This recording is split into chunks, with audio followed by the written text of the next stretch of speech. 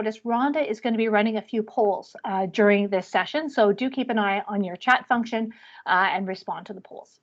So our topic today is immigration, and I'm pleased to introduce Andrew Griffith, who will be our moderator for the debate. Bios for Andrew and the debaters were provided in the meeting invite, so I won't review them here, but I do invite you to review them on your own if you haven't done so already. So Andrew, over to you.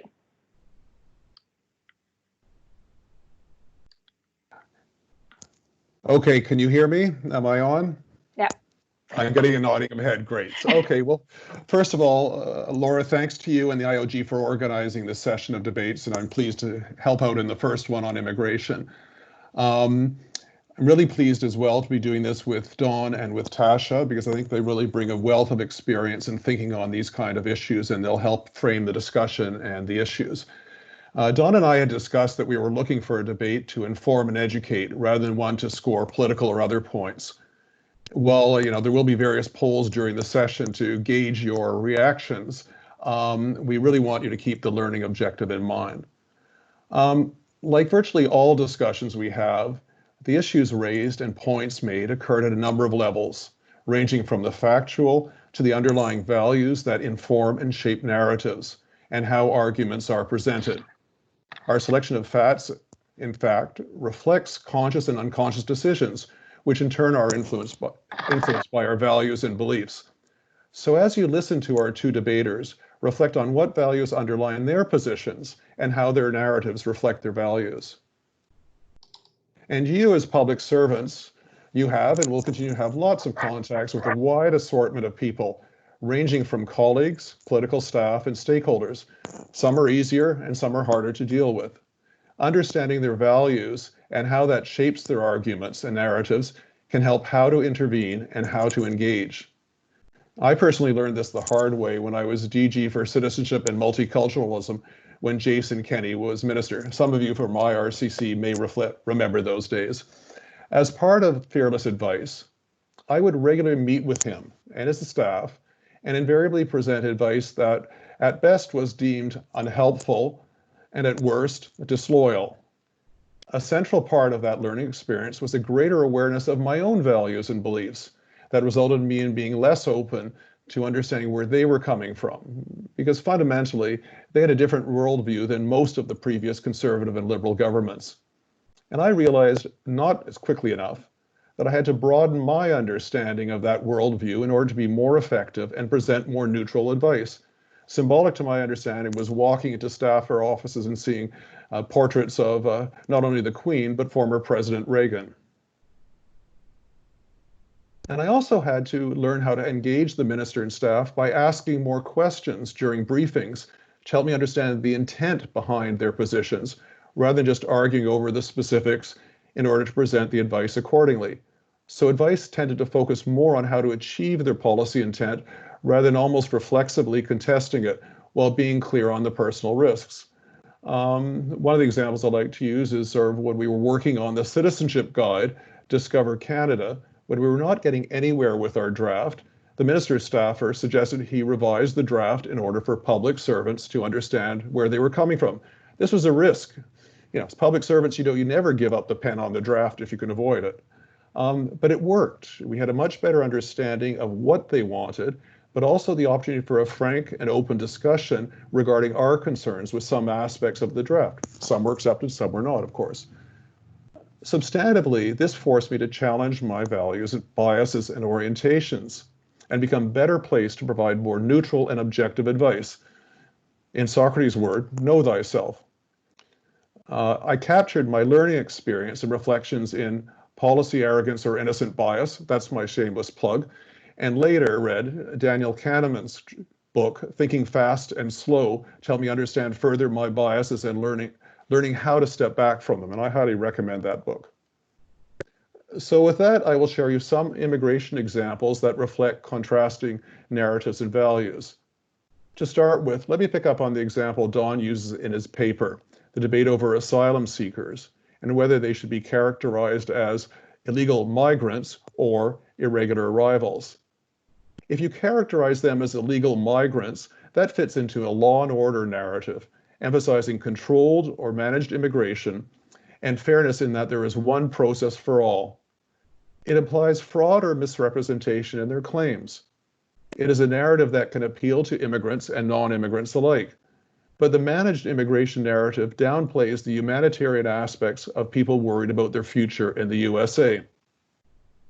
On the other hand, if you characterize them as irregular arrivals, that fits into the welcoming or inclusive narrative, one that accepts how people arrive is less important than giving them the chance to make their case before the Immigration and Refugee Board. Similarly, it downplays the management aspect of immigration and how these claimants are essentially exploiting a loophole in the Safe Third Country Agreement. As the technical arguments, illegal or irregular, are not simple to explain, this tends to resonate more with those who favor a more open and inclusive approach. So I'm going to go through a list of examples, and I want you to think about the underlying message and target audience each is trying to reach, in some cases reflecting identity politics and virtue signaling. So I've already talked about illegal migrants or irregular arrivals, but here are some others. And think about as you hear them. Old stock Canadian, or a Canadian is a Canadian is a Canadian. Extreme multiculturalism, or diversity is our strength. Social inclusion, or social cohesion. Anti-Muslim hate, or Islamophobia. Individual acts of racism, or systemic racism. Barbaric cultural practices, or denial of issues among some community members. Cancel culture and victimhood on both sides. Labeling immigration and multiculturalism concerns as automatically racist, whether it be levels, birth tourism, etc. Multiculturalism, interculturalism, or pluralism. So what do you hear with these different narratives? Which resonates? Do any trigger you? What are the underlying values? What is the narrative? Who are they aimed at? And ask yourself why. So with that, let me turn to our two debaters, starting with Dawn. Each will have 4 to 5 minutes for the remarks, with Dawn having 1 minute to respond to Tasha. And I'll be fairly strict in my timekeeping, and I'll be doing waving or beeps when the time limit is up. And as you listen to them, please submit any questions you have used through the chat function. Les questions sont bienvenues en français ou en anglais à travers du chat. Once again, I would like you to reflect upon what values underline their positions and how their narratives reflect their values. And keep in mind the debate question. Could we please show that slide? So the resolution for debate is, whereas the population is aging, whereas the current birth rate is too low to sustain even the existing population level, whereas Canada has long-standing international commitments regarding refugees, and whereas most immigrants who are visible minorities are adapting well to Canadian society. And so the resolution is that, be it resolved, that Canadians should continue to support the government's overall approach to immigration. And with that, over to you, Dawn. Well, thank you very much, Andrew. Excuse me. Sorry, Dawn. My apologies. It's Laura here. Tasha is still having a few difficulties getting online. I'm wondering if we can, Andrew, you could perhaps speak for a few more moments about some of the work that you're doing while Dawn and I try and get this one sorted. Well, I guess I'll have to, sir. My apologies. No. Talk about your book. No, I'm not going to do the plug about the book. So I'll tell you about a few projects that I've been working on over the past few months. So the first one, like, I spent a lot of time looking at diversity issues, multicultural issues, and representation issues. So, so one of the more recent pieces of work that I've done with Jerome Black, formerly of McGill, is really look at what is the appropriate benchmark of representation for visible minorities in Canada. And this is in the political process. So there are two real options. One is you just look at the overall population. So there are about 23% visible minorities in Canada. So we would expect political representatives to be roughly in line with that. The other approach is sort of say, well, actually, in order to vote, you have to actually be a citizen. So you actually should look at the number of visible minorities who are actually citizens. So it becomes sort of about 19% or something like that. And you can use these two for different issues. So anyway, so we've been working on a discussion paper that hopefully will come out fairly soon, because there's a certain amount of sloppiness in terms of which benchmark we should use. And essentially, if you pick the benchmark of all visible minorities, it basically overstates the challenge of representation. If you use the one that is citizens, it sort of puts it in a better perspective in my view. Jerome has a different view, of course. But anyways, to discuss the issues. The other one that I've been looking at, which is less immigration issue, but it relates to that, is the government recently, about 3 years ago, put in place a new appointments policy that basically gave managers greater flexibility to use non-advertised staffing process, so they didn't have to do an advertisement. They could just hire somebody they knew who felt they met the requirements for the job. So I've been going through the data to try and assess what was the impact of that, and did it have an impact in terms of representation. So that's something that's ongoing. So those are some of the projects that I'm working on right now. The other one that I'm thinking about is sort of more an article, and it's going to be sort of hopefully influenced by some of the questions and some of the discussion we have today, is that when we look at sort of political messaging and look at sort of whether it reflects identity politics, virtue signaling, or whatever, usually these accusations are used by one side versus the other, whereas there are lots of examples where you can see both sides of the issue engaging in identity politics and virtue signaling. And some of the examples that I listed in my introductory remarks illustrate those. And what I'm trying to get at is that when you think of somebody doing identity politics, it can be an identity politics for something or against something, and similarly with virtue signaling. And in fact, if you call out somebody for virtue signaling on whatever issue, you're basically engaging in reverse virtue signaling. Outside of immigration issues, you can look at crime issues as examples where that happens a lot. You can look at climate change, which is probably one of the better examples. I don't think, and even certainly in the US with COVID-19, you can see a fair amount of that going on as well. So I think does that fill in enough time, Laura? And was that helpful?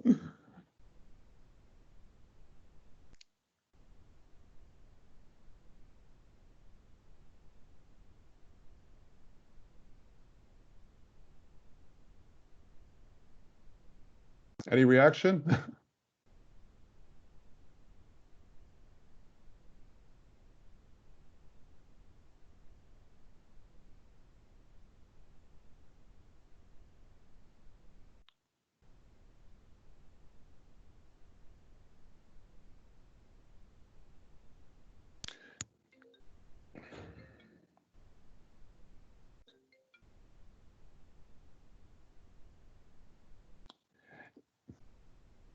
Okay, well, I'm going to continue on if people can hear me.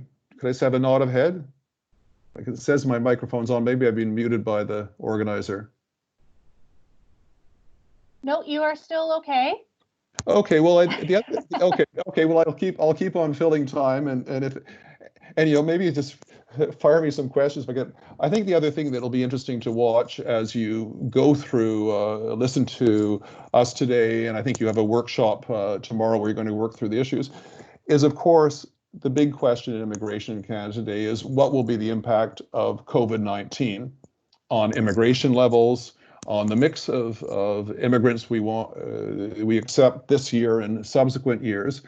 And in one sense, there'll be a bigger examination, I think, in terms of what really is a skilled worker in today's environment when we start to realize that, in fact, the people, cashiers, the orderlies in our hospitals are as essential, if not more essential, than some of the people we notionally think of skilled workers. So I think IRCC, and I know you folks in IRCC are probably doing some thinking on this, is really sort of beyond the question of the levels, like does it make sense to continue at the current plan given the employment impact that COVID-19 is having on a number of sectors in our economy, or does it mean that we need to take a certain pause, step back, or whatever? But as well as what are the skills and who is really essential? What have we learned from this experience and what are we continuing to learn from this experience in terms of what are the qualifications that we should be looking forward in terms of the immigrants of the future, and do we have to sort of recognize some of the imbalances that developed over time for understandable reason and sort of rebalance those. And so I don't have any easy answers to those questions because there are none. But I actually do think that there's some important questions going on. Laura, you're on, so I guess I can be quiet. I am. So, and my apologies, everyone. We have been trying to get this working with Tasha, and it is not proving successful.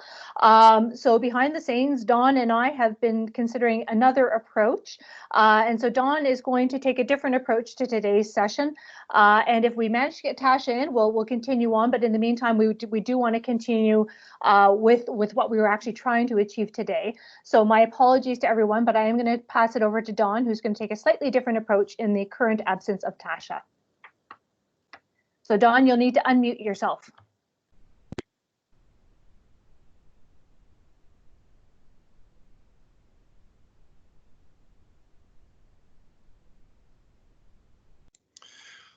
Well, that's very unfortunate. In any event, good morning, everyone. And Andrew, thank you very much for patching in there. I hope that we can get Tasha on. And this little improvised response is for me, first of all, to do the opening remarks that I was going to do, and then for Andrew and I to have something more along the lines of a conversation/interview, and in the hope that we can get Tasha on. Or perhaps I could try to be both me and Tasha, or perhaps Andrew will be Tasha. Anyway, my apologies, but I will get started on this, and hopefully by the time we get through it, she will be online. So first of all, welcome everybody. And once again, Andrew, thank you for the introduction. According to the resolution, Canadians should continue to support the government's overall approach to immigration. Note that nothing here suggests that the government's views are beyond reproach. They aren't, and I have lots of disagreements with them. Still, overall, I think its approach to immigration is right. Why? The strength of the Canadian system lies in the way it combines at least 4 different sets of values: economic prosperity, family ties, human rights, and compassion. These values can and do come into conflict with one another, and over the years, Canadian governments have been called on to adjust the balance as circumstances changed. I think the current government understands that its primary task is to keep these values in balance. That task has never been more urgent. That's why I support the resolution, and that's what I hope we can talk about here today. So the biggest threat to immigration comes not from the policy challenges that lie ahead, but from how the issues get debated in the political arena. Increasingly, it's like the Wild West. Take the irregular asylum seekers. When conservative spokespersons label them cheaters, the message is clear. Cheating is unfair and should be neither tolerated nor excused. These migrants are bending rules that other immigrants must follow, and there are serious legal questions to be considered, so the charge is not vacuous. But calling them cheaters badly misrepresents the situation. As defenders point out, it ignores the commitment to compassion. Looking at the situation through this lens presents a different picture. We see asylum seekers as people who may be fleeing torture, violence, and death, but who are being told to entrust their fate to the openly hostile government of Donald Trump. From this perspective, bending a few rules to get safely into Canada doesn't look so bad. Now, I'm not saying that irregular border crossing is acceptable or that it shouldn't be challenged. I am saying that calling border crossers cheaters will not settle this issue.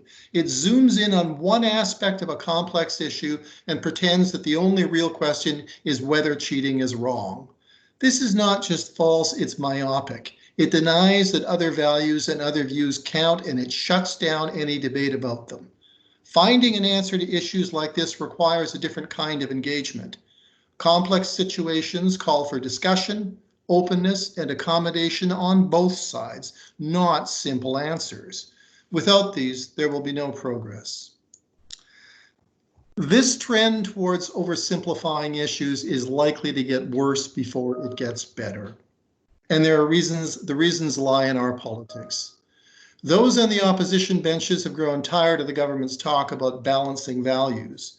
They see it as arbitrary and frankly condescending. After all, how does the government know where the right balance lies between, say, compassion and fairness? In the absence of any clear standards, increasingly, opponents see little point in trying to test the government on policy. They know that Canadians are far more likely to engage in a debate over whether migrants should be allowed to cheat the system than whether the government is doing a good job of balancing compassion and fairness.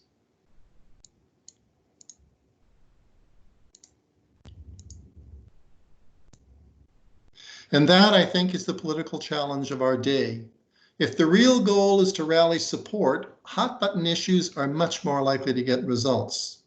Unfortunately, there's a price to pay for this. As I've noted, this kind of debate leaves little room for discussion or accommodation.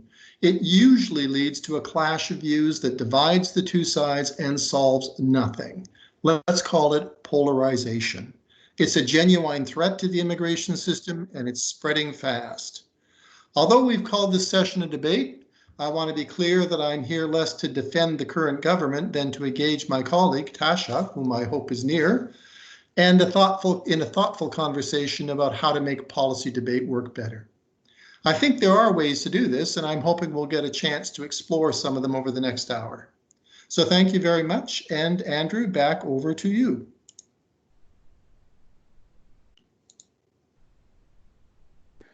Okay, thanks, Don. Do we have Tasha around, just out of curiosity?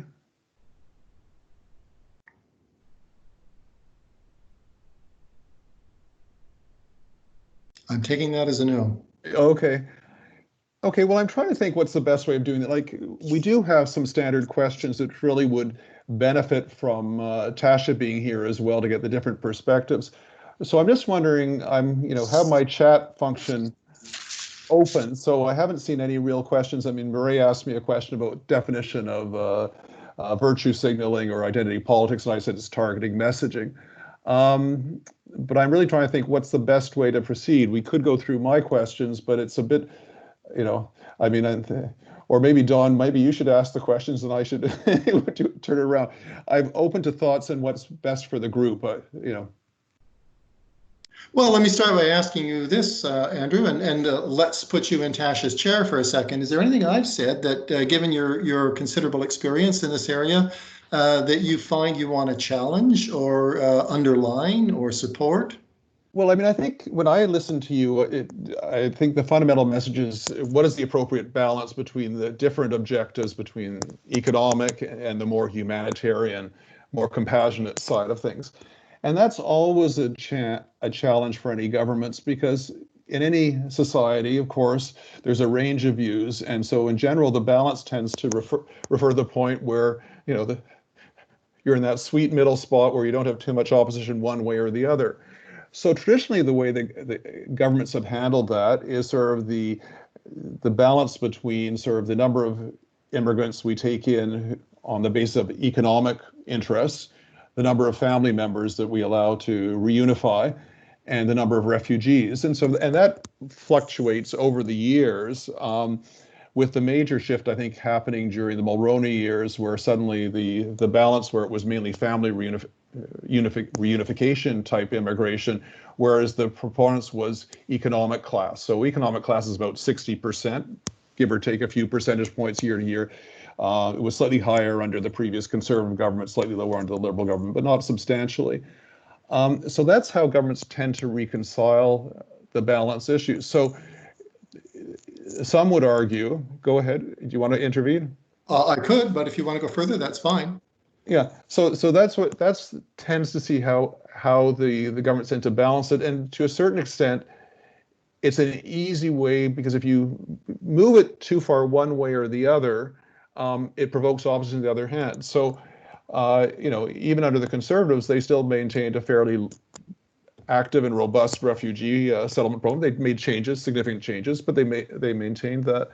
But I think the question you can ask from a more conservative one is like family reunification. Parents and grandparents are the classic ones. It's a humanitarian one. Families want to be together.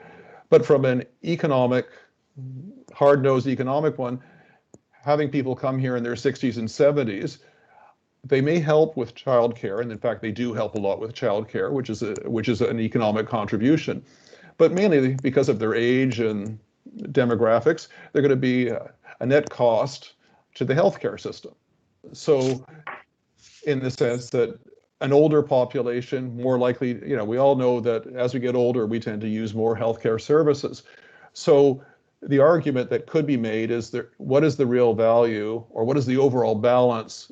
Is that in Canadian interest to accept parents or grandparents? Now, politically. So can I leap in here for a second? Sure. I want to come back to the idea of balance here, which is what we're talking about, and we're doing the right thing. We're kind of chucking it around, and governments have been chucking it around since the beginning of time, as judges and others. Here's the problem: is I think the point I want to make is that we aren't really coming to terms with the fact of what kind of a problem are we dealing with when we're talking about balance, as opposed to other kinds. So let me just say this: the reason for outlining these four different aspects of the immigration system at the beginning is to say that these conflicts, a complex issue, is an issue where values come into conflict. Right? They come into tension somehow, and we have to balance them to reconcile this. The problem with that is that solving that kind of problem requires, it's not something we can just sort of say, here's the evidence, and here's where you actually make the right decision. It's by nature gray and controversial. So governments can talk about balancing these things, and they have for a long time, but after a while, people outside start saying, wait a minute, you're always saying that you're balancing something, and I'm supposed to accept that as an answer to why you've made the decisions that you've made. But I don't really see how you're making the balance. And I think the more engaged we get on these things, the more people are starting to say, how do we know what constitutes a balance? And I think one response to that is just to say at some point, what really matters is getting people on your side in order to win the debate. Is there really isn't a way of deciding what that balance is. It turns out that it's largely, if you want to say, I don't want to say it's arbitrary, but we can start saying that. So we start using arguments that just say, look, what's going to sway public opinion, and move it over to my side of the ledger, and that's how I'm going to win this discussion. I guess the thing I'm really worried about is that genuinely we think these issues do need to be balanced, and we don't have any real methodology, any appropriate way of striking a balance that people feel is now transparent and reliable and somehow is fair. So they're inclined to stand back and say, look, if somebody says that this is cheating, and I think it's cheating, why isn't that good enough? So what I would like to get to here is, how do we actually strike a balance in a way that responds to this growing concern that this is simply an arbitrary way of making a decision and then telling somebody it's principled? And I think that's a hard question. I don't think governments are dealing with that very well. Well, balance is a bit like beauty. It's in the eye of the beholder. And the question of balance, like, governments always are trying to find what they believe is a reasonable balance in order to achieve their policy objectives. So, the Liberals will tend towards a balance that they can present as being more inclusive, more open, more welcoming. The Conservatives will tend to present a balance that is sort of more on the people following the rules. We're still in favor of immigration, and probably a balance that goes more towards the economic one. But the reality is that, like, society is messy, and most policy issues have a range of positions ranging from sort of, positions that are roughly in that middle zone where most governments can operate. And then you have the more extreme views. But I don't think you can really have a perfectly objective I don't think balance. you can either. But here's what I want to ask you, Andrew, is we can't have a perfectly objective balance because we're actually trading off on things that we feel and believe about our values. But that doesn't mean our values aren't in the same ballpark. The question I want to raise is, can we have some sort of a process, let's call it a policy process in a debate, that arrives at some sort of balance that by and large we feel we are all reasonably satisfied with, or at least most of us, as opposed to saying, and this is what I fear, is we lapse into some kind of relativism and say, hey, look, you know what, beauty's in the eye of the beholder. So if the government declares this is a fair balance, then ultimately we should accept that. that just invites people on the other side to say, fine, if that's the game you're playing, I'm going to play a different game. The game I'm going to play is essentially, I'm going to win people over to my side, and I'm going to use public opinion to trump you. And ultimately where that gets us is exactly where we are. We have people playing to those issues because they don't feel like the policy process is even moderately objective. So my question here is there ways to strike a balance that are reasonably transparent and fair? They're never going to be perfect. It's not a science, but that will allow us to sort and solve these issues in a way that feels essentially more reliable, more transparent, and essentially more inclusive and solid? Or is it going to be the fact that the government gets to call it and ultimately the opposition just says, then what's the point of a debate? And that's where we are. That's increasingly where we are. Yes and no, because I think one of the things that is interesting about Canada and the debates in Canada about immigration-related issues, and it's unfair perhaps to compare Canada to other countries because I think we're a bit of an outlier that way, is that, in terms of the mainstream, Canadian political mainstream, the main parties, there's not a great deal of difference between the Conservatives and the Liberals and the NDP. There's significant differences, but it's not like the Conservatives clearly favor immigration. They clearly favor probably a greater emphasis on economic class immigration, and they have more concerns about sort of queue jumpers and asylum seekers and everything like that. But they're not arguing against. It was really striking when the Liberal government came out with its increase in immigration in the 3-year plan. No issue. They didn't contest that. Scheer in the election said, we're okay with those levels. Whereas they focused more on, which is, I think it's both substantive and a communications technique, on the issue of the asylum seekers, because that was something that they knew that resonated with Canadians. And it also resonated with the immigrant voters that they cultivate. So, I think it's always good to sort of have the public consultations. But, for those of us who have been involved in public consultations, and you do a fair amount of this, is that how you structure the consultation tends to influence the outcomes. So you don't necessarily get the people in the consultations, that small percentage of Canadians, that's more on sort of the PPC side of the equation. They don't engage. And what I've always thought about is that if you go back to sort of the overall, I think it's the Keith Banting thesis that, you've got 1/3 of Canadians who think immigration is too high, 1/3 who think it's too low, and 1/3 are the mushy middle.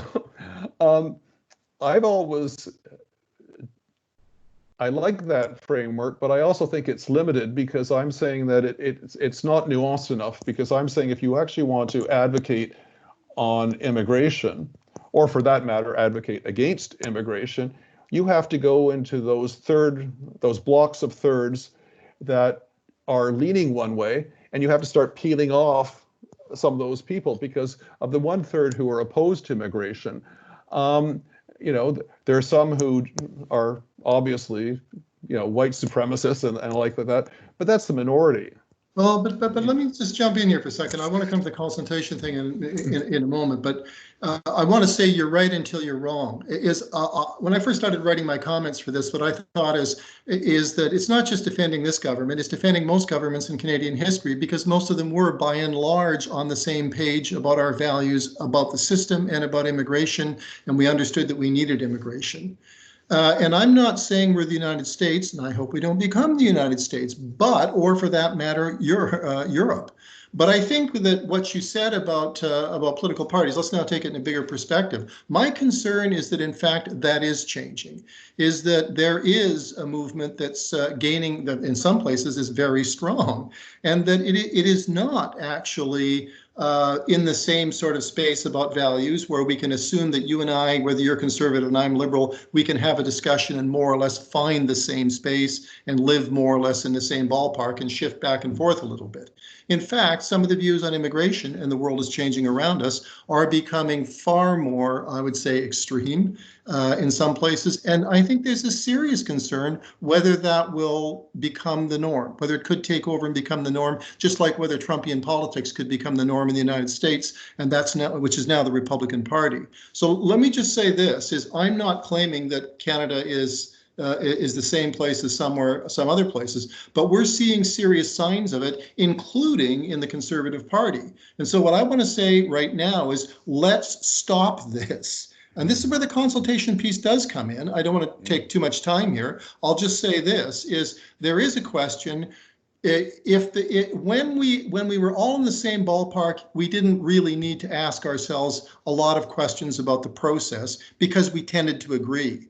As we're getting more fragmented and diverse on this, I think it's critical that we actually strengthen the process and we figure out, how do we have this discussion so that we don't allow that kind of stuff to start taking over, because it is gaining strength, and at least from my stand, it's very worrying. And I will just mark the space, maybe we can come back to it. I think the right kind of, I wouldn't call it consultation, I would say the right kind of public engagement processes can help check the craziness inside the House of Commons and can help actually provide some common ground again, including narrative building, where we actually have a space that we can feel more secure in.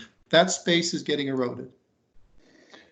Well, one of the things that's interesting, and I'm sort of going to build on your point. Some others in on this, I don't know. Yeah, we should. Sorry, I was going to say, go ahead. Okay. I mean, the one thing that I'm finding interesting in the current context, and this is not only in the Canadian context, but you're seeing it a bit worldwide, is because there's a greater recognition forced upon people that the support workers that we rely on, whether it be in our grocery stores, whether it the people in our hospitals and the like, are in many countries predominantly, or a significant percentage, are immigrants. You know, that's may in fact actually provide an effective check. Like, I mean, I look at the UK, which in so many ways is a disaster, but you know, Boris Johnson getting ill probably was the best thing that happened to make their immigration policies look stupid. I mean, and I think in the US, I mean, the Trump administration is sort of on a curve on its own.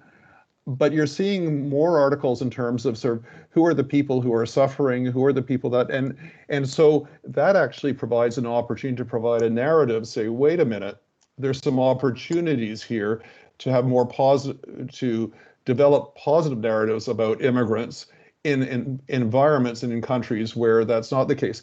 The Canadian context, I think that the problem with the trends is there's more social license for these people to come out in the open, which, you know, in terms of the far right and everything like that, which didn't really exist, you know, 5-10 years ago.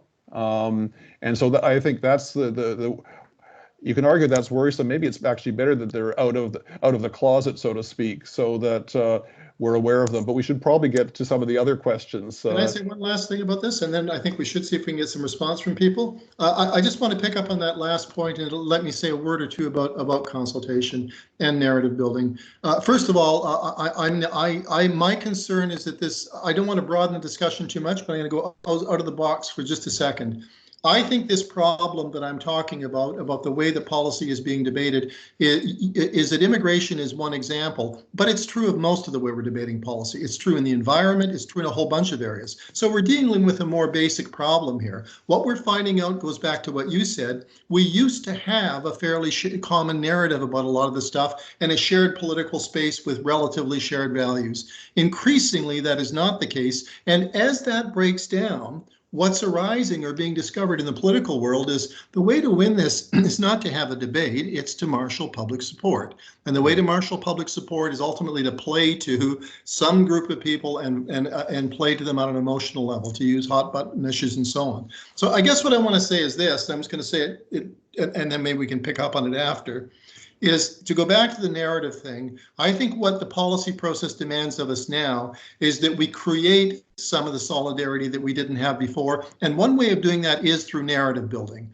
But we don't want fragmented narratives. That's what we're getting, that essentially play to a subgroup. The question is, can we use the policy process to build a shared narrative between people of good faith, 70% of the population, who do want to play in the same space and who can build a common set of a shared space for their values. They can have lots of differences. And I would argue, given time, that's what we should be concentrating on in the consultation or engagement space, is using public engagement to consolidate our view of what the values in the space looks like, so that we don't just have to rely on fragmenting intuitions. We can actually begin to say, here's what we think. We have a narrative about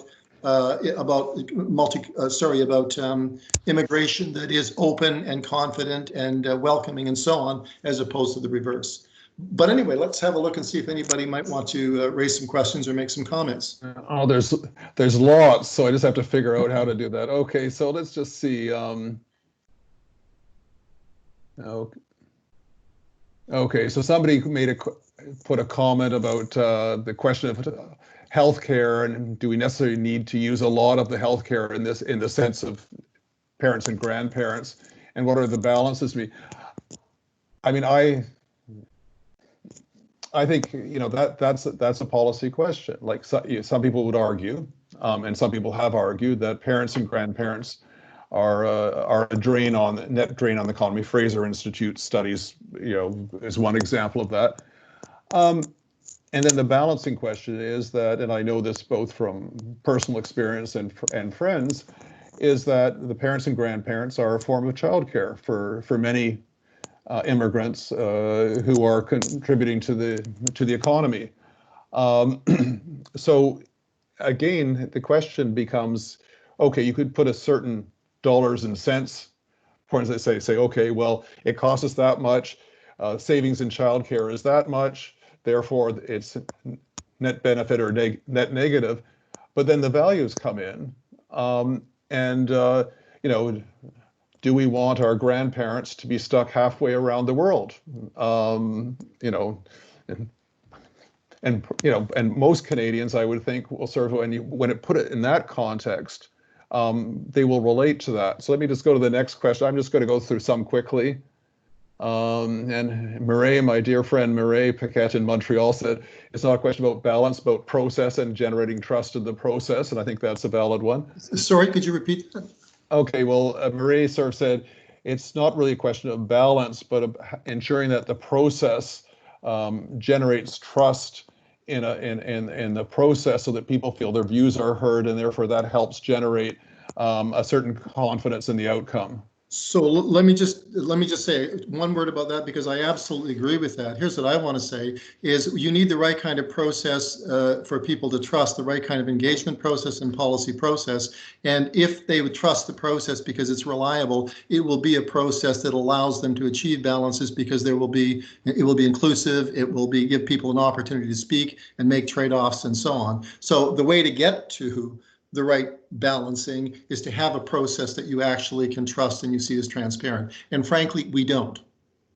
No, and then the other point I would just sort of say is, you know, with so much going on, you know, how much attention do Canadians have for these various processes? So you all invariably have to do them with different stakeholder groups, because they're the ones who will come to the table. But, you know, getting a process that is inclusive, that involves people, and that allows for more of these kind of discussions, that maybe takes the level of discussion away from the specifics and more, well, what kind of society do we want? More of the values and everything like that.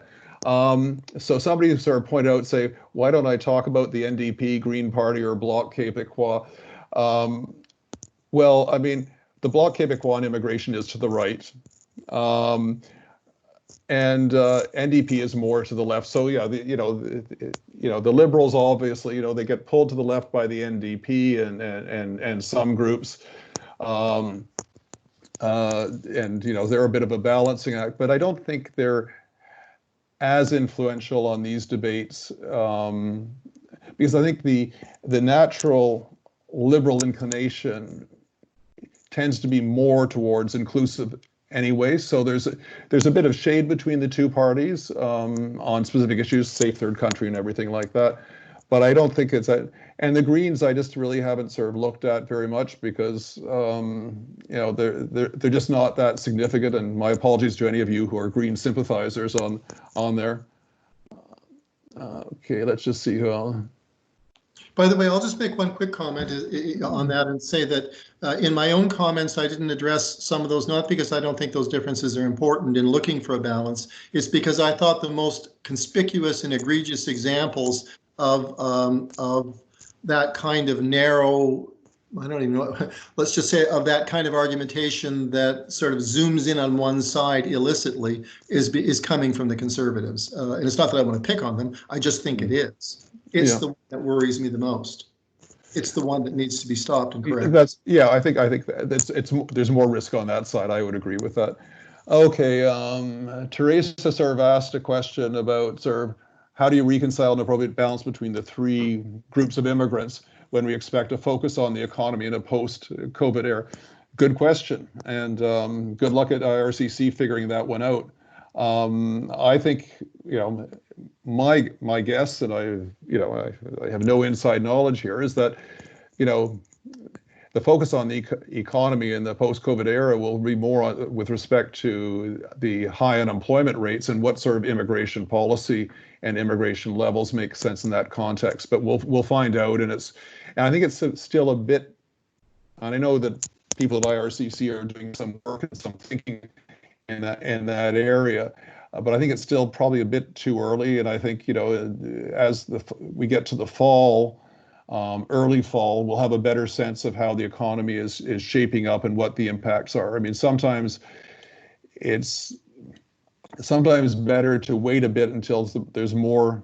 I'm sorry, I like evidence and data, but see what comes in, and then there will be some interesting discussions, both at the level of you as public servants, as well as the political level in terms of what can they actually sell to the Canadian public. Then Vicky Esses, values driving attitudes are values used to justify pre-existing beliefs. It's both, I think. I think in the end, like all of these techniques or ways of explaining things, and you look at whether it's virtue signaling or identity politics, there's something deeper that makes you take a position that you may not even necessarily be aware of. I'll use examples, a personal example. So, I tend to be more sympathetic to refugees because my mother was a refugee. And my wife's from Iran, and some of her friends had to leave Iran. So that's where my worldview comes from. It doesn't mean that I'm not aware of fraud, misrepresentation, and abuse of the system. But, it's my life experience that's generated certain values. The examples I used when I was working under Kenny was, that it was really when my values were where I realized I had to operate at that level and understand that level in order that I could then sort of get back to the policy level. So I think there's always that sort of underlying one. I think, the reason I always come back to Kahneman's book is just there's so many good examples there where you slip into what he calls automatic thinking or fast thinking, where you just, your worldview just basically colors the path that you take. And you never slow down to say, well, why am I taking this path? Why am I automatically going down this road? Okay, let's see.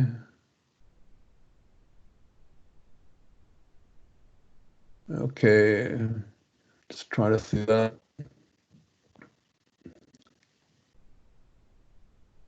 Okay, what about, let's try to get that, see more. Okay, so. Can I say a word there while you're looking through that? I think you've frozen on me, Andrew, there. Oh, I'm not sure if that's me or you. Hello? Yeah, I'm here. My mic should be on. Oh, all right. Your picture is there. It's come back. I think it just froze for a moment. I did want to say just a further word, but a quick one about this idea of narrative. And I think people may be wondering what we're talking about here. And you gave some nice examples at the beginning. What does narrative do? Narrative is a way of using metaphors, stories, images in a way that articulates our emotional intelligence. It's like what you were talking about your mother having been a refugee, and you have certain values at that, right?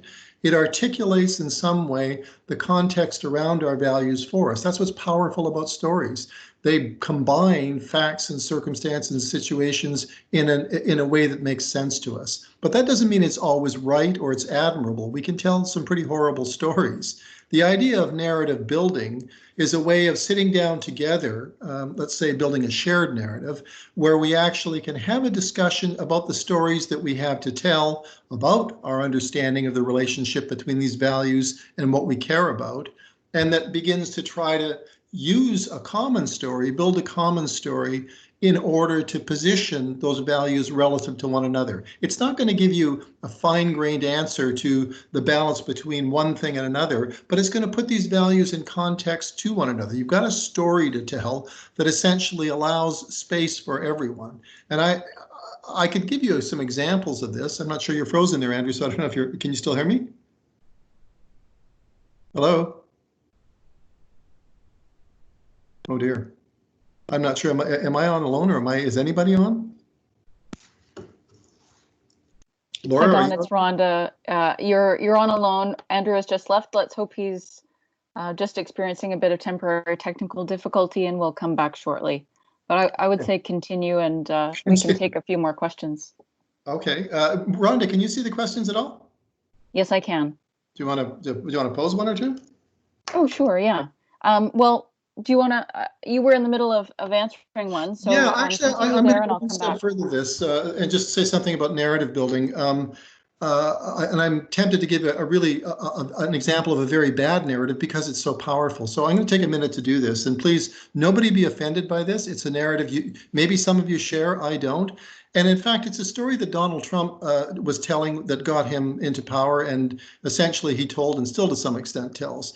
Donald Trump, whatever you may think of him, and I am no fan, has been masterful at creating a narrative that speaks to a whole bunch of Americans. And that narrative is very straightforward, but very powerful. It starts with the basic line, "Make America Great Again," MAGA. Everybody's heard about that, right? But what he's done that's remarkable is he not only, when he says "Make America Great Again," he tells a quick story to people that they already know about what's happened with globalization and the rise of China and all sorts of other things that they're not happy about. But that narrative goes on to say things like, if that's the master narrative, then there are other things like build a wall. So if you want to say, how do you make America great? He gets them to say, build a wall. 3 words, 4 words actually. And build a wall is a whole way of aligning some very fundamental ideas and values about immigration with the goal of making America great again. Or take America First. America First means we've had enough of trade deals with other people and of accommodating other countries. We're now going to do things for America, and that's a way to make America great again. Or take something like drain the swamp.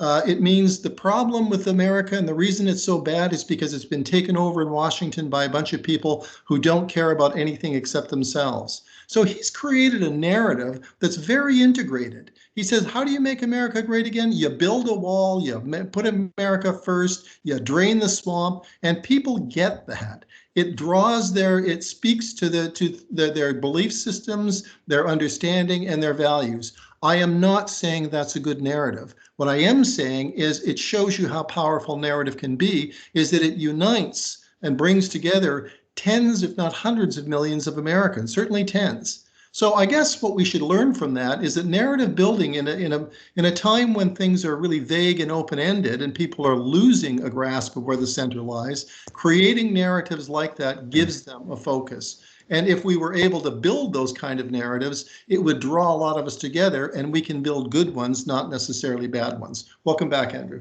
Yeah, sorry, I just sort of dropped out for some reason. So anyway, so I'm sorry I missed your good points. Let me just look at the chat and see the list of questions.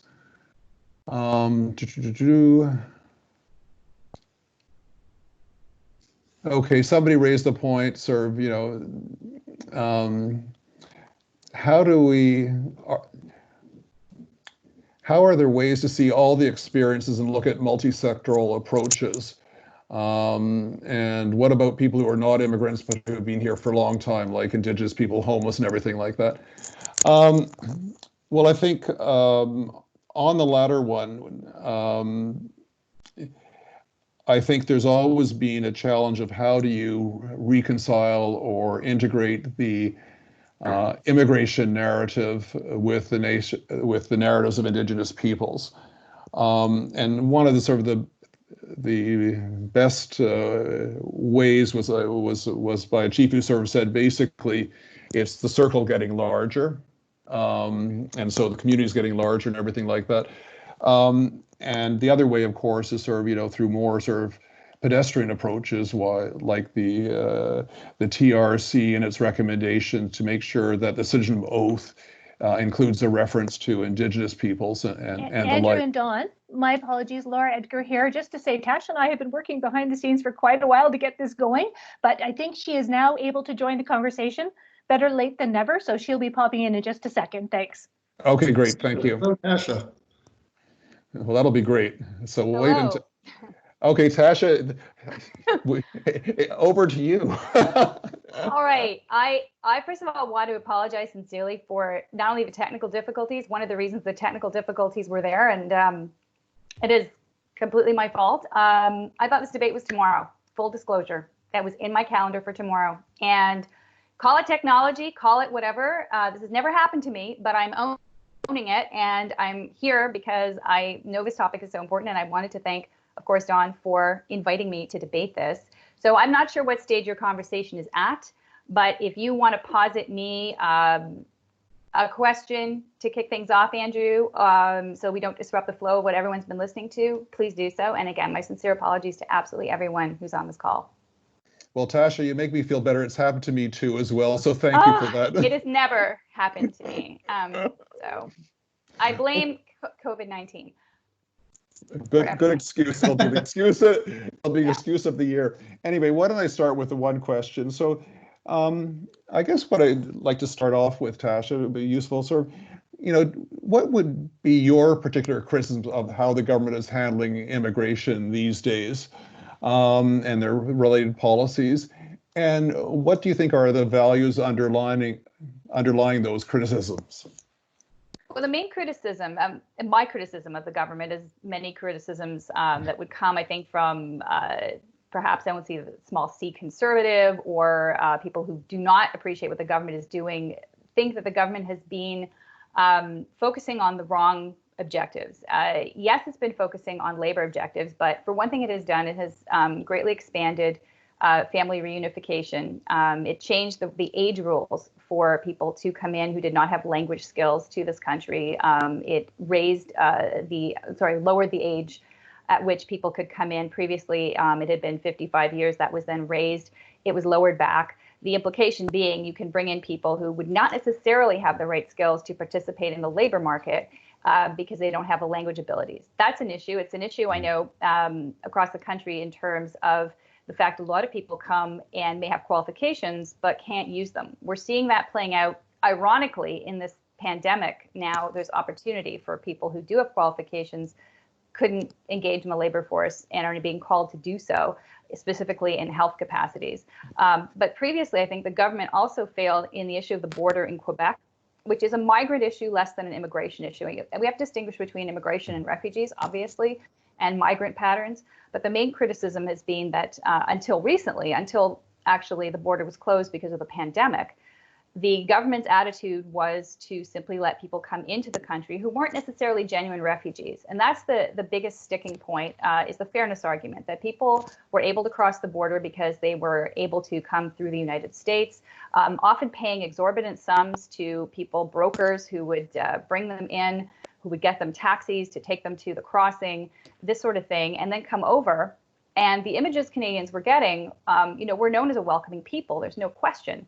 But the images of them being, assisted to come in illegally and to then be given shelter while their claims were processed, and then to know that a great majority of them were going to be rejected because they were not considered genuine refugees. That is, I think, a sticking point for a lot of people. So those elements, the elements of not necessarily fulfilling labor market needs, and at the same time allowing people to come in while others are waiting on the other side of the ocean, waiting in a refugee camp, taking their turn, applying through the correct process. And the image of queue jumping has been something that's been very difficult for a lot of Canadians to accept. So that's turned, to me, unfortunately, a lot of people against the government's policy in general on immigration. I think immigration is a very positive thing. I think that we should bring in immigrants who can contribute, to our country. It is something that our country is based on. I myself am a child of immigrants. I wouldn't be here if my parents had not been let into this country. And the rules of the game have changed considerably since then, since the 1960s. But the premise is the same. Immigrants should contribute to Canada and be a contributing force, and every effort should be made to make sure when you get here, you can actually actualize your potential. This is not fair either to let people in and then have them not be able to achieve the goals that they have set for themselves. So that's sort of in a nutshell, I guess, the sense of frustration a lot of people have had with the government's policy until now. So, I mean, if I sort of drill into that, I mean, one of the underlying values that of their position and the position that you've expressed is sort of that whole fairness, playing by the rules. That's the kind of narrative that's underlying that. Would that be a safe characterization? It would be a safe characterization. Unfortunately, because of that, it has tipped some people into xenophobia. And that is the issue I have with the government's policy, is that they have neglected to see that by not dealing with this issue, they are fanning the flames on the other side of people who then turn against immigration or are anti-immigration in general. Because like I said, you have to distinguish between the two, refugee policy and immigration policy. But it's the attitude of the government has then, allowed people. I remember when I had a radio call-in show, we get endless calls of people saying, no one should come in, immigration is bad. This is the problem, is that by not dealing with that file, you give a space to those people with their xenophobic views to come out and say, see, the government's totally wrong. The government's not totally wrong, but the government hasn't focused on that issue to the extent that it should have. And I think partly might have been also because it was dealing with the Trump administration and it did not want to poke the bear on it. There were so many other things on the table. And when NAFTA was being renegotiated rather, CUSMA or UXMA or whatever you want to call it, there was little appetite for saying to Donald Trump, hey, by the way, let's close the let's revisit the third safe country agreement. Let's change the way the rules are at the border. I don't think there was any appetite for that at the level in government in Ottawa. Can I just make a comment? Sure, Don, I was going to ask you to pipe in.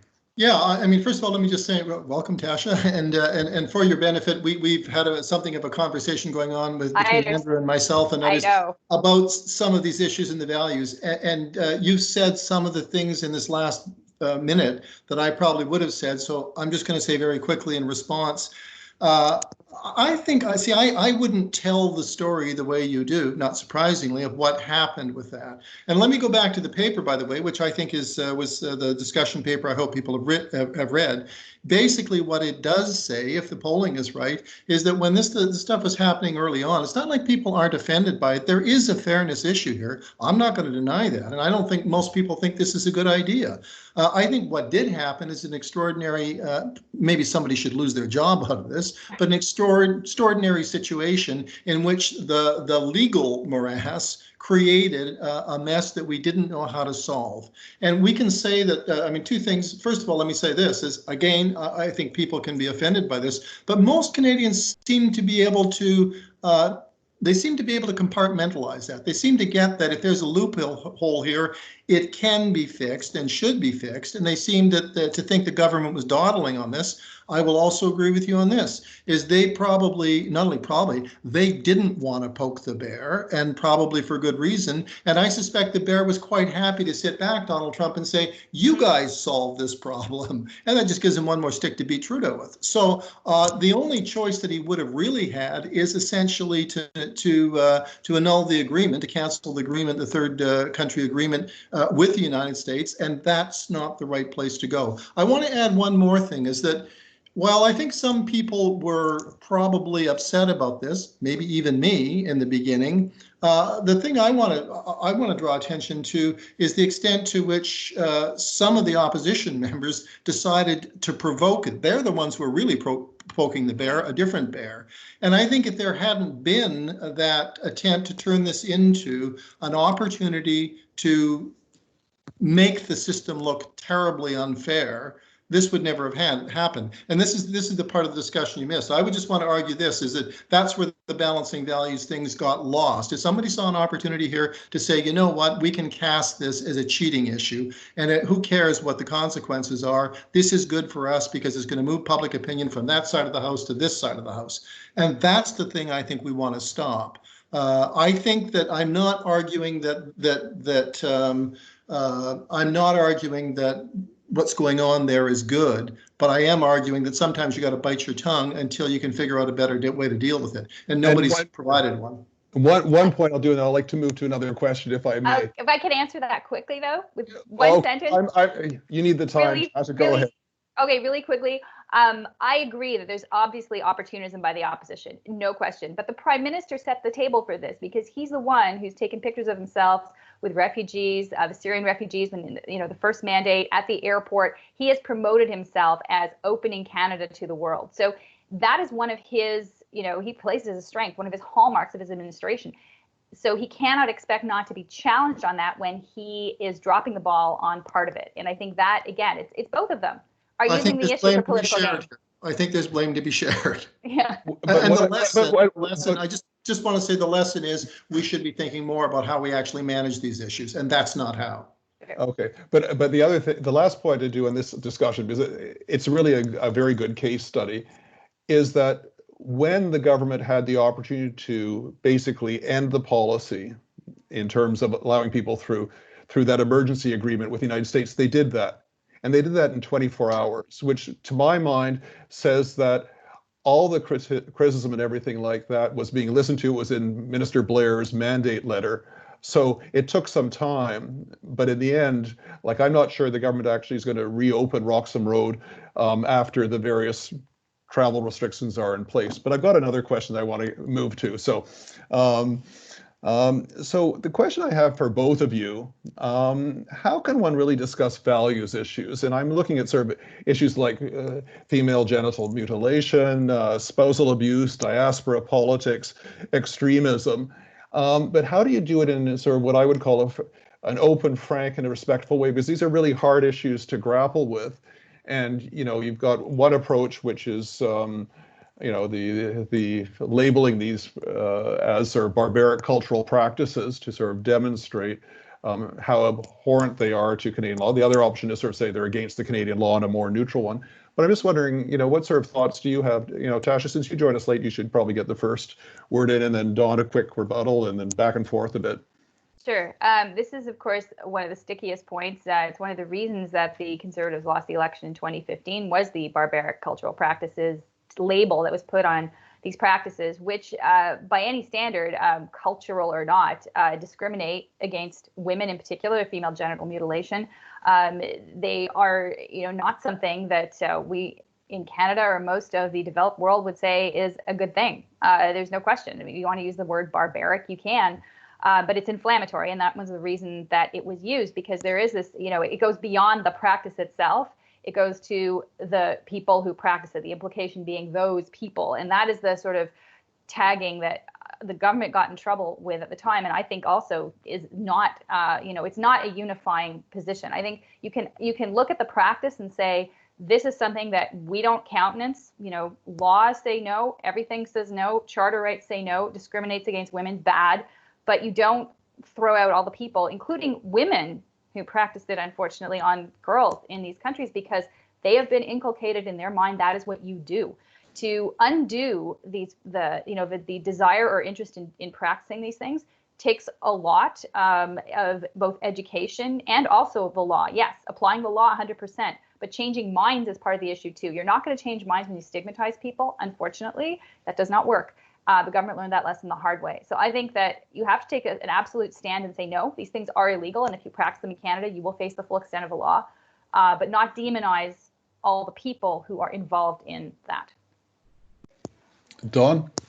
Yeah, in some ways, I'm just going to build on that. I think I hope most of us will agree on this. Is that I think the real issue here is more one of tone. Like the barbaric cultural practices just doesn't work, as you said. It stigmatizes, it divides, etc. The two things I think, if I were to construct a story here, the story I'd want to be telling has two parts to it, and that we should be ensuring that new Canadians come to understand, and whatever that takes. The first is that there are ground rules for membership in this country and any, I would say, liberal democratic country. And this is not just Canada. It's ground rules for a certain kind of a polity. It's a ground rules for living in a liberal democratic society. And the Constitution and the Charter of Rights and so on lay down the fundamental ground rules, and they must be respected. I would agree with Tasha here. These are not things we can compromise on. But I think what we need to do is the second part of the story is that the ground rules do not preclude diversity. They, in fact, are what protect it. I think people need to understand, who come from other places, that we are creating a space in which diversity and private lives and communities of other sorts can exist and can exist comfortably. And that's why we have those ground rules. And I think lots of times we focus too much on the first part and not enough on the second. And this is back to that idea, what's the story we want to tell? The story isn't just that we're making you obey certain kinds of rules that restrict what you can do. They're creating an opportunity for you to live your life in security in a way that you can't somewhere else. And that's an opportunity and a good thing, not a bad thing. Okay, just one last little footnote on barbaric cultural practices. I was involved in it, so I have to, I have to do it. It was just kind of interesting that when we had some of those discussions, it was very clear that part of the reason for using that term is that it would get attention. It would get media attention. And the arguments that were made against it is sort of saying, absolutely, these practices are just unacceptable. They're against the law, blah, blah, blah, blah, blah. But if you're using it to gain attention, you're almost using it to get attention as identity politics, mainly to people who are not on that side of the spectrum. And so what you really want to do from an inclusion and integration point of view, you want to use language that gets people who may be hesitating. And so you can reach out to them, whereas just labeling them as barbaric, it means people turn off. So yeah, I agree with both of you there. So I think another question is that we know that there's going to be a lot of questioning in terms of what should be the right or appropriate level of immigration over the coming years as we recover over time, and it doesn't look like it's going to be quickly from the economic damage of COVID-19. So again, how do we frame the questions that we should be asking of ministers, government officials, and the like about, well, what is the appropriate level of immigration? How do we take into account what is the appropriate balance? How do we frame those in a way that, no major Canadian party is going to say shut it down, so that's not an issue. But do we have a pause? Do we make a reduction? What do we do, and how do we frame those questions? Tash, I'll let you have the first. We're trying to catch up on your quality time, so. Okay, I think you can't put an absolute number on how many people you let in or not, especially in the current situation. It's very difficult. I think the government's setting a numeric goal is a mistake, first off, because you have to look at labor market needs, you have to look at demographics, you have to look also where people who come into Canada are going, because one of the pressures that immigration puts, and people don't really talk about this that much, but I'm here in Toronto, And I could tell you one of the huge pressures immigration puts is on the housing system, the price of real estate. Yes, there are foreign investors and other people as well, and other elements, but the constant influx of immigrants into metropolises like Toronto really affects the ability of people to live there, including those immigrants. So there's been a lot of conversation around, housing shortages in Canada and affordable housing. And part of the driver of that is immigration. So I think we have to look at immigrants and also where they go. Where needs are. We have to also look at issues now, that have come up around migrant workers who are not immigrants per se, but when you're looking at who comes into Canada, who fulfills labor needs, migrant workers have suddenly become a very important piece of the conversation because our agricultural sector depends on them to a huge extent. So how will the government, how is the government going to handle that if we don't get the workers here because of COVID-19? COVID-19's changed the whole conversation on immigration too, because we're not letting anyone into, we're not letting Canadians who have spouses in the US join them here. We're not letting those people cross even the border to even sequester with their families here. Would we be letting immigrants in from other countries as we have previously? Probably not. Our unemployment rate too is what now? 14%, I think, by last count. It's not going to go any lower. So economic opportunities for immigrants have also dried up. I think that pressing pause is too sort of draconian to say. I think the government has to look very carefully at where immigration can help Canada recover. And as part of the recovery plan, I think that's where immigration fits in. So that's where I'd like the conversation to go, is to say overall now, as Canada plans to get through the next couple of years, get out of this once we are able to, medically and otherwise, where does immigration fit into that picture, and go from there. Okay, Don? Yeah, well, first of all, let me say that I certainly think we need immigration in large numbers, but I'm not going to give you those numbers because I don't know. I'm not an economist, and I do think the kind of studying that Tash is talking about would be essential to arriving at the numbers. But I want to put this in a slightly larger frame, and this is for more broadly policy generally, and indeed Canada's place in the world. Is that this is a time when I think things are really unstable everywhere, whether it's the Trump and Brexit stuff and all that stuff is playing out. And there is a very real possibility that countries turn inward. That's what we see in the States, potentially. That's what we see in Brexit. I don't know how strong this is. I don't know how long it lasts. But I do know this, it's not good for Canada. That Canada depends upon its relationship with lots of other countries, whether it's for trade and other things. And in addition, whatever we may think about trade and the economy, other things like pandemics and the environment and so on, however much you want to become insular and turn in, those things are part of an interdependent world right now. And we depend upon our ability to work with others in order to ensure that we're protected from those things and that we benefit from them. So what I really want to say is it's in our interest generally to preserve and promote a rules-based order internationally. And that's being challenged and that's in question. And I think our willingness to take in refugees, our willingness to look at immigration in that broader context is a big part of the credibility that we have on the international stage to say that we are exemplars of a rule-based order and we want to play this way in the world. And I think I would put immigration and refugees and other things in that larger context and make sure that we're not just looking at how well it serves Canada's interest, but how well it serves our ability to promote that order. Tasha, do you want to make a brief comment on that? Yeah, I think that, Canada also has to see what the rest of the world is doing. The reality for us is bringing people to Canada also involves an industry that right now is in complete turmoil, which is the airline industry. I mean, I don't know if a refugee can even get a flight here. I don't know if that's even possible. And we don't know where that's going to be going either in future in terms of mobility of people is going to be severely restricted first off. So bringing the same numbers of people to our country will be difficult in that sense too for them. I think that another thing is that, yes, Canada wants to maintain its reputation as a humanitarian country, a country that is welcoming. At the same time, without saying we don't want to turn inward, this is true, but we also have to accept that realities have changed. And I think you're going to get a lot of backlash from Canadians if the government is seeing as putting the interests of refugees or immigrants before that of Canadians who are here, who are sequestered, who are unhappy, but who are, when you look at south of the border, a lot more compliant, thankfully, than people in the United States. You don't want that compliance to go away. Canadians have gained a lot of trust in government through this pandemic. This can be used for good if government makes decisions that get us through it. People start turning against government. They will stop obeying things like shelter-in-place orders and regulations on what businesses can open or not. And we don't want to encourage that. So I think maintaining that faith in the institution of government is important too. So they have to be careful in terms of interests and whose they prioritize. Can I have 30 seconds there, Andrew? 30.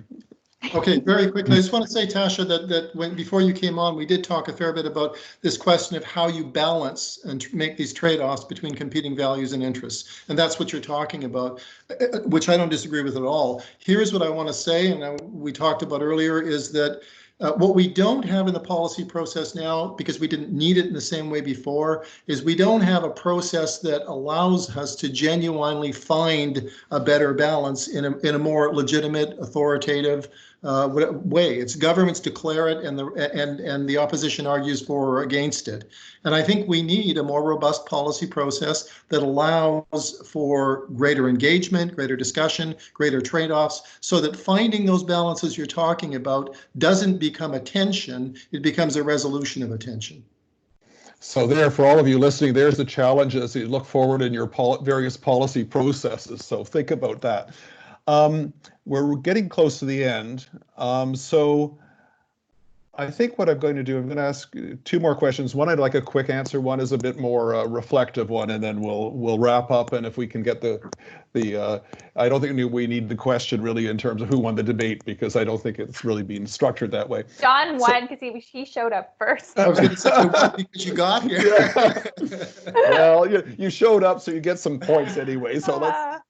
Anyway, so are there any particular mistakes in how we characterize issues and positions we should avoid? It's a general question, but I mean, think in terms of, I think, Tasha, you've talked about barbaric cultural practices. And I think that's a classic mistake of how to present a valid policy and political position in probably the worst possible way, apart from getting sort of clickbait, Dog whistle. Yeah. Mm-hmm. Okay. So the question is, is this a sort of a communications question of how you sell a policy to people, or? Well, it's how you engage. I think it's more at the engagement level, because if you engage people the right way, that helps inform your communications policy normally. Okay. Well, on the question of immigration, I think there are different perspectives. People who support the government's position, obviously, they feel happy with it. They don't feel disengaged. They feel it's reflecting their values. The chunk of the population, and mostly I would say in the Conservative Party, are people who support that point of view, who feel disengaged. They feel disengaged because they don't think the government is listening to them. What are the processes for listening? To Don's point, I think the pandemic has changed things because, in part, people cannot physically get together to express points of view. It's even we're having this conversation online, and it's not quite the same in terms of engagement of people with their elected officials, with each other, that sense of community. So rebuilding engagement, well, the government has to be creative in how it does it, because I think it's too easy to tune out. I mean, people are spending way too much time on Zoom and other platforms anyway. Many of them are getting turning off that because it's too much. So there's got to be a way, I think, to solicit, because you can't, government previously would have commissions go across the country, talk to people. You can't do that now. So there's got to be more of an effort, I think, to reach out and not expect people to reach out to them in this situation. I'm not quite sure how they do it, but they have to put their minds to it if people will, to get people engaged. It's going to be much harder. Okay, Don? Well, let me just say this, as the participants may not know, or they may or may not know, my area is engagement, so I'm tempted to pick up on this and run with it. But He wins again. I'm going to restrain myself and say something. No shameless self-promotion, please. That was my little commercial. What I did want to say is something about Canadian values. Is that is there a mistake? The language of Canadian values makes me very nervous. And it's not that we don't have values as Canadians. I do have some values, it turns out, and I think they're good ones. And I've already talked about the importance of the Charter of Rights and so on, which are not Canadian values. Those are liberal democratic values that are shared around the world. They're human rights and so on. I'm not against Canadian values. I used to talk a lot about them, but every time I try to ask myself, what's a Canadian value? I have a hard time coming up with a good example. Different parts of the country have values that maybe, or cultural, recognizable cultural traits that are not elsewhere. My fear in the language of Canadian values is not that it's bad, but that it tends to be, basically code for some kind of monolithic idea that if you're in our community, you better behave like us. And if that's what Canadian values are, if that tends to be how the language is now used, I think we'd be better off not using it at all. Indeed, the Prime Minister has used it a lot in the past, as have most Prime Ministers. If they're going to use that language, I think at least they should tell us what are these Canadian values other than liberal democratic or other values that are shared around the world. And why are they specifically Canadian? So my little pitch here is, if we're going to change something, I think we should seriously consider stop using that phrase. I would say values has become a phrase that doesn't serve anyone, because it is seen as a dog whistle phrase. I think it should be replaced in the lexicon, especially of people who want to advance values. Calling them that from a communications perspective, and I'll say that's my little hat here, is a mistake, because it is exactly going to raise that specter. You're talking Canadian values, right? Yeah, exactly. I think you can use other language to achieve the same ends and talk about things.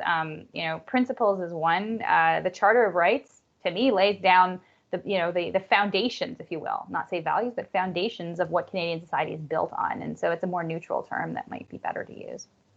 Okay, well, I'm going to take latitude. We're going to run 5 minutes over, if I may, because to give you a bit more time. So, well, I think it's okay.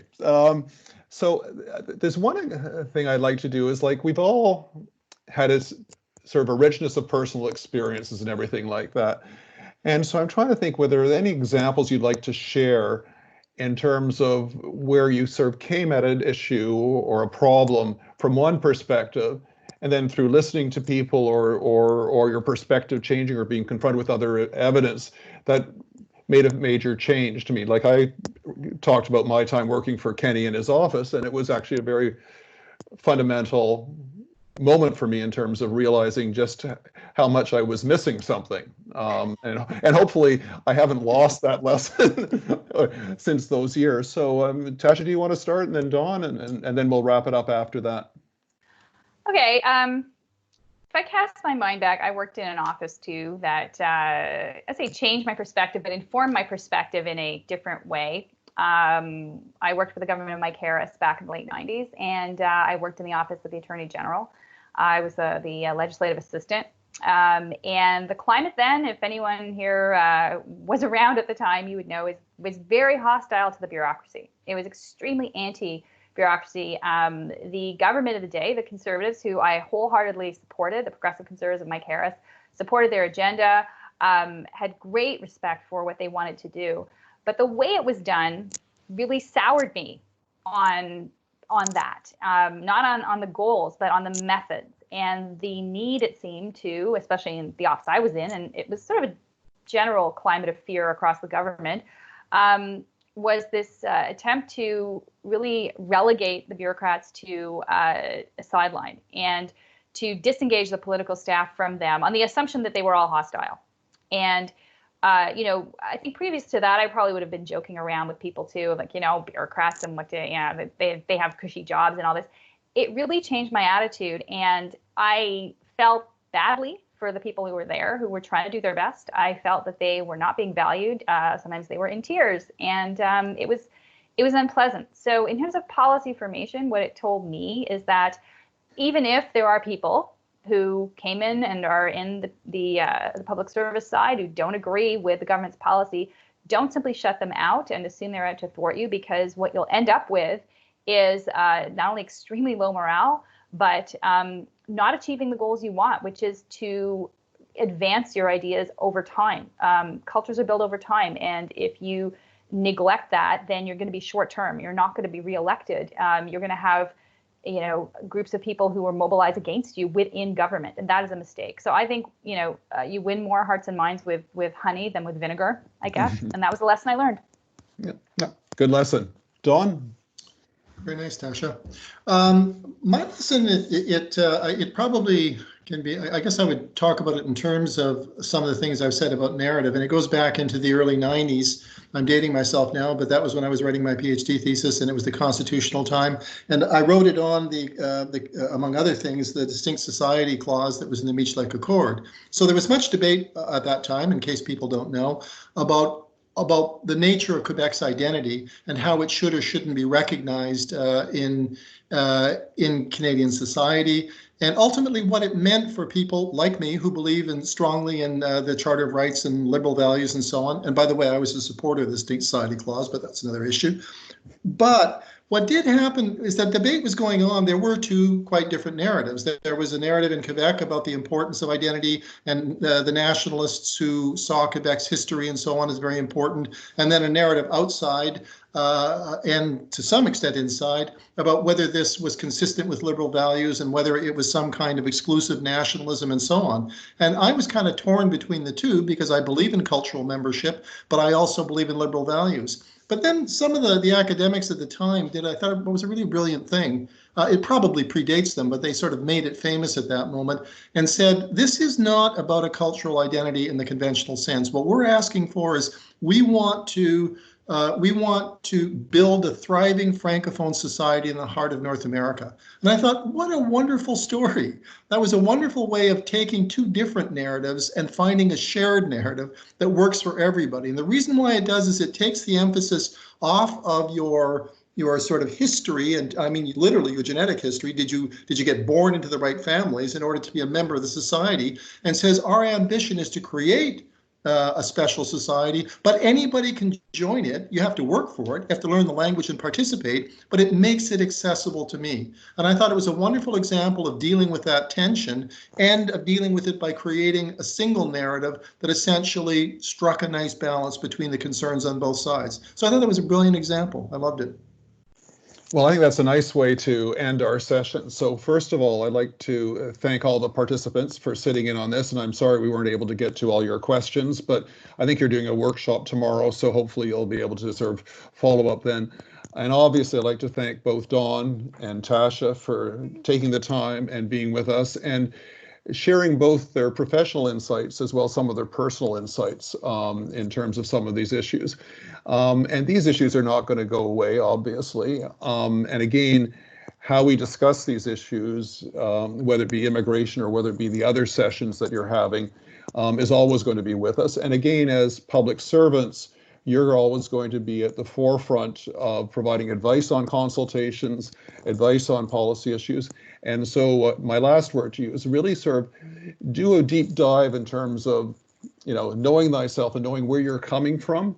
It doesn't mean you have to change. It just means you have to be more aware so that when you are engaging with people, you have that awareness and that insight that allows you to connect it in a more meaningful way. So I'm going to end it here. Laura, do you have anything else that you want to add at the end? Yeah, thanks very much, Andrew. And my thanks as well to Andrew, to Dawn, and to Tasha for an interesting conversation and debate. It's been fascinating. Thank you also again to our government contributors to the series. And a final thank you to everyone who participated via chat. I was following along. There was lots of interesting information sharing and debate happening there too.